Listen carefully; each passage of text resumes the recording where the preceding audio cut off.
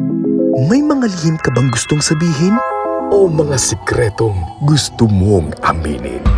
Halika't ating pag-usapan sa Main Confessions. Dear DJ Main, tawagin mo na lang akong Roger ng Calzada Taguig. 25 years old na po ako.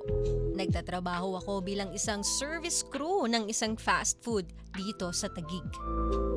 Pinili kong maging single muna dahil hindi na din ako sigurado kung tama pa ba ang pananaw ko pagdating sa relasyon. May mga oras kasi na hindi ko maintindihan kung ano ang gusto ko, kaya ito, nag-e-enjoy muna ng mag-isa. Nagpunta nga pala ako doon sa anniversary event ng 92.3 FM radio sa Robinsons, Manila. Napakasaya at ang daming tao. Nakita nga kita doon pero hindi ko na natapos yung event. Kasi kailangan kong umuwi dahil opening ang duty ko kinabukasan. Natutuwa lang ako na makita kayong mga DJs na madalas ay sa radyo ko lang napapakinggan. Madami na akong karanasan sa mga babae DJ Main. Hindi nakaka-proud ikwento pero more than 10 na ang body count ko.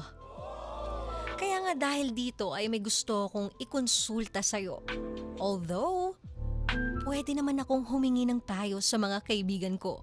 Pero natatakot kasi ako na baka husgahan nila ako. Kaya ito, mas pinili kong idulog sa'yo at sa internet itong problema ko. Narito ang confession ko, DJ Main.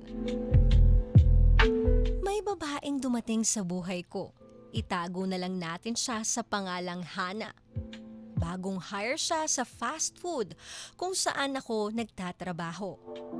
Una ko siyang nakita noong in-interview siya ng manager ko sa branch namin. Maganda si Hana. Maputi.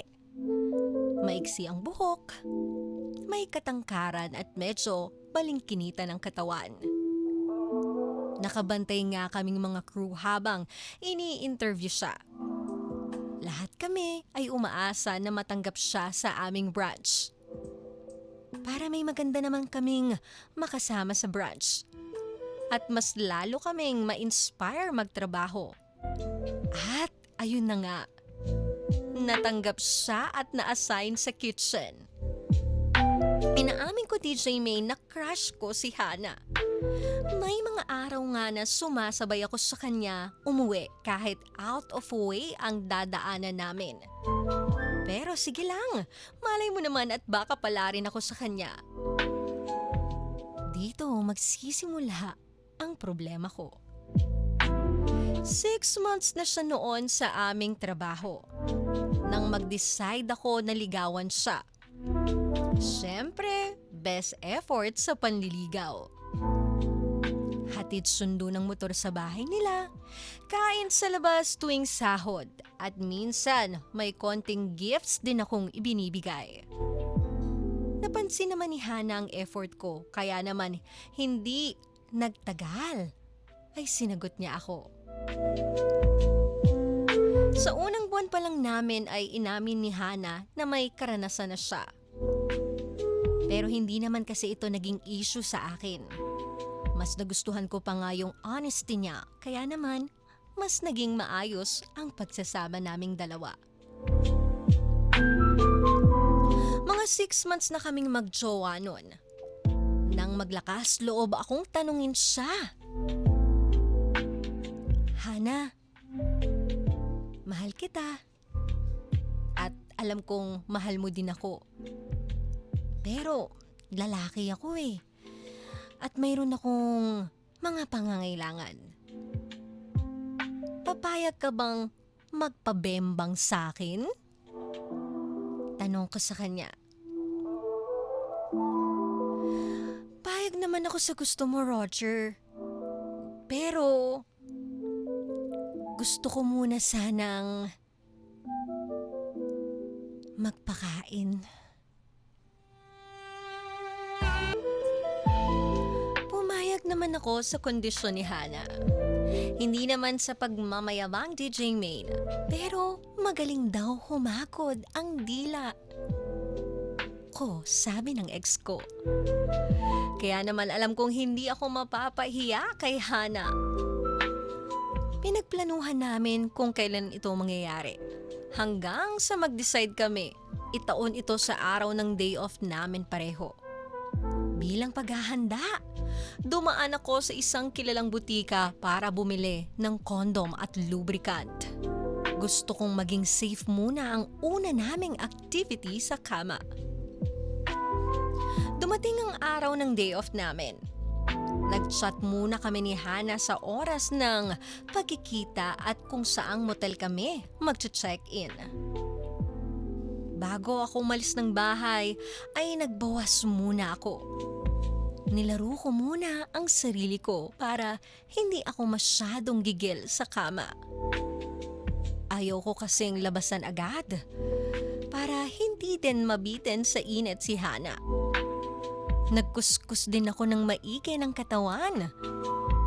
Ilang beses din akong nag-toothbrush para siguraduhing mabango ang hininga ko. Binawasan ko din ang buhok sa ibaba. Mas gusto ko kasi yung malinis. Medyo kadiri kasi yung masyadong madaming buhok. Importante kasi sa akin yung hygiene. Kaya naman nag-effort din ako. Pagkatapos ng lahat ng paghahanda ay umalis na ako ng bahay. Nagkita kami ni Hana sa isang convenience store. Malapit sa trabaho namin. Naka-shorts at t-shirt lang ako. Si Hana naman ay naka-dress na maluwag. Mabango siya at mukhang pinaghandaan din niya ang mga araw na ito. Pumara kami ng taxi papuntang motel. 12 hours ang binook namin para sulit na sulit. Pagpasok sa motel ay nag-usap muna kami para maset ang mood. Pagkatapos ay niyakap niya ako. Napakahigpit ng kanyang mga yakap. Sinundan naman ito ng malambot na halik. Hanggang sa maging intense ang iskrimahan ng aming mga dila. Unti-unti kong pinapagapang ang mga kamay ko sa masiselang bahagi ng kanyang katawan. Binaba ko ang magkabilang strap ng bra niya. Tinanggal ko ang hook nito para tuluyan ng mahubad sa katawan ni Hana. Hubarin mo na yung dress ko, sabi ni Hana. Sumunod naman ako, hinubad ko ito at naiwang nakasuot ang pang-ibabang underwear niya. Doon ko nakita ang malusog na dibdib ni Hana. Piniga ko muna ito bago ko hinalikan. Pinaglaruan ng dila ko ang kulay caramel niyang pasas. Pareho na kaming nagiinit ni Hana hanggang sa tanungin ko siya. Hana, pwede na ba? Pwede na, Roger. Pero gusto ko sanang kainin mo muna ako. Sagot niya. Pumayag naman ako at dahan-dahan kong hinubad ang underwear niya. Pero laking gulat ko, DJ Maine. Napakayabong ng kanyang kagubatan. As in, ang kapal ng buhok niya sa baba. Medyo nadismaya ako sa aking nakita. At napansin ito ni Hana. Ayaw mo ba? Dagdag pa niya. Hindi naman sa ayaw ko, Hana. Kaso, bakit ang kapal? Hindi ka ba nag-aahit or nagbabawas man lang? Matagal ko na kasing itinigil ang pagbabawas ng buhok sa hiyas ko. Kasi nung bata ako, na-aksidente akong nasugatan nito. Tsaka, ang kati-kati kasi kapag tumubo. Kaya mas gusto ko ng ganyan na lang. Ayaw mo na ba sa akin? Nalungkot ako at hindi nakasagot. Ewan ko kung anong problema sa akin, DJ Main. Valid naman ang paliwanag ni Hana, pero parang nandiri ako sa mga nakita ko. Biglang tumahimik sa loob ng kwarto.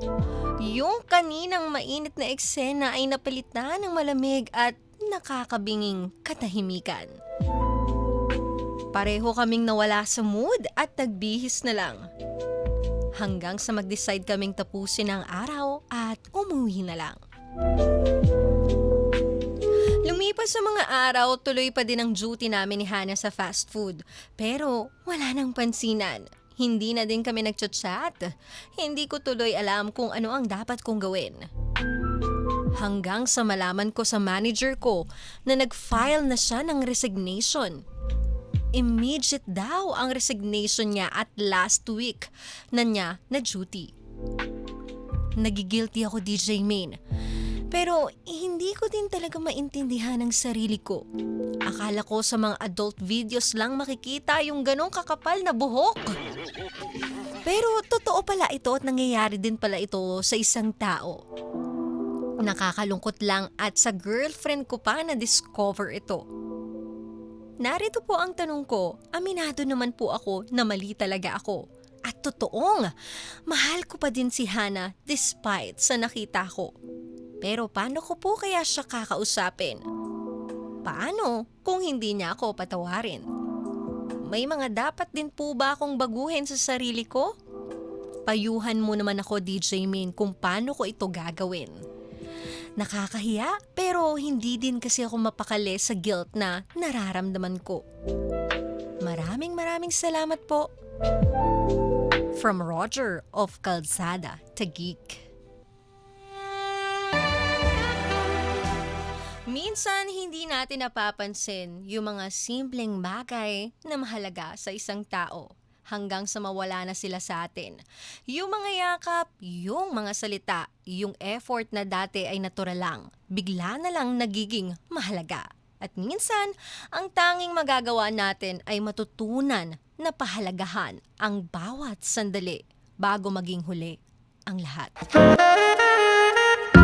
Main Event.